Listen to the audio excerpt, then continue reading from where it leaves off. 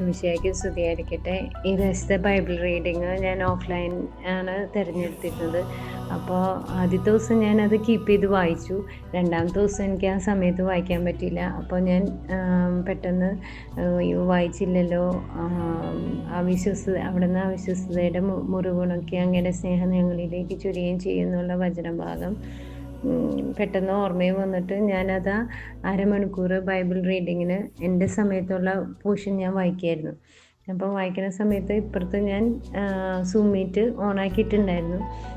അപ്പോൾ ആ വായിക്കുന്നതിൻ്റെ ഇടയിൽ റോസ് ഇങ്ങനെ 2-3 പേരെ വിളിച്ചു, അല്ലെങ്കിൽ വായിക്കുമെന്ന്. അപ്പോൾ ഏറ്റവും ലാസ്റ്റ് എന്നെ വിളിച്ചു. അപ്പോൾ ഞാൻ വേഗം ഓടി വന്ന് ആ പോർഷൻ വായിക്കാൻ എനിക്കൊരു അവസരം ദൈവം തന്നു.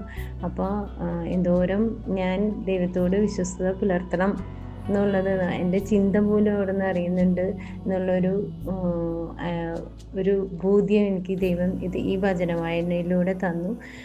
ദൈവമേ നന്ദി, ദൈവമേ സ്തുതി.